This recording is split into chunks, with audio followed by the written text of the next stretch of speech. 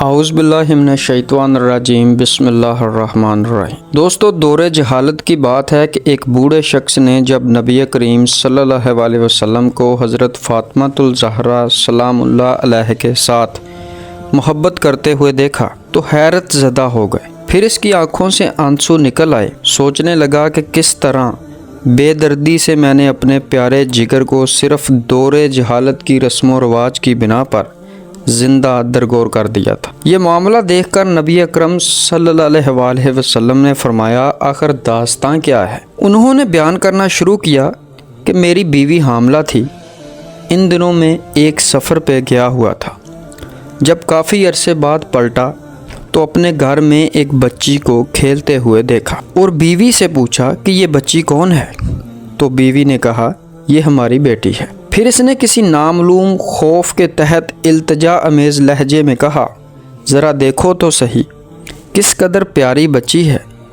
اس کے وجود سے گھر میں کتنی رونق ہے۔ یہ اگر زندہ رہے گی تو تمہاری یادگار بن کر تمہارے خاندان اور قبیلے کا نام زندہ رکھے گی۔ میں نے گردن جھکا لی اور بیوی کو کوئی جواب نہیں دیا، لیکن لڑکی کو بغور دیکھتا رہا۔ لڑکی کچھ دیر تو اجنبی نگاہوں سے مجھے دیکھتی رہی، پھر نہ جانے کیا سوچ کر بھاگتی ہوئی آئی اور میرے سینے سے لپٹ گئی۔ میں نے بھی جذبات کی روح میں اس کو آغوش میں بھر لیا اور پیار کرنے لگا۔ کچھ عرصہ ایسے ہی گزرا کہ لڑکی آہستہ آہستہ بڑی ہوتی رہی اور کافی ہوشیار بن گئی۔ جب وہ اپنی بلوغت کے قریب پہنچ گئی تب اس کی ماں کو میری طرف سے بالکل اطمینان ہو چکا تھا۔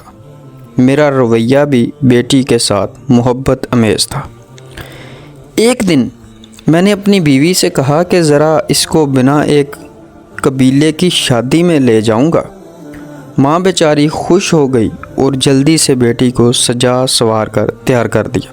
میں نے لڑکی کا ہاتھ پکڑا اور گھر سے روانہ ہو گئے۔ ایک غیر آباد بیابان پر پہنچ کر پہلے سے تیار شدہ ایک گھڑے کے قریب میں کھڑا ہو گیا۔ لڑکی بڑی خوشی کے ساتھ اچھلتی کودتی چلی آ رہی تھی۔ میرے قریب آ کر رک گئی اور بڑی معصومیت سے سوال کیا، بابا یہ گھڑا کس کے لیے ہے؟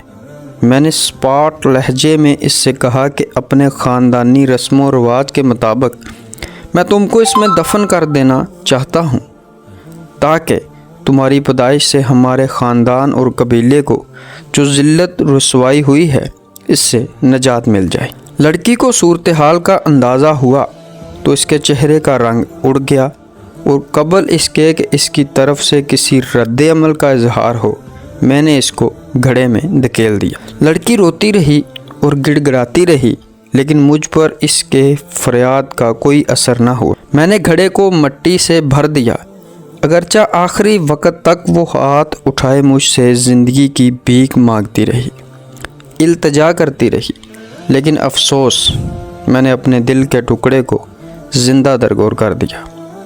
لیکن اس کی آخری التجا بھی میرے کانوں میں ٹپکتی رہتی ہے کہ بابا تم نے مجھے تو دفن کر دیا، لیکن میری ماں کو نہ بتانا، کہہ دینا کہ میں بیٹی کو اپنے قبیلے میں چھوڑ آیا ہوں۔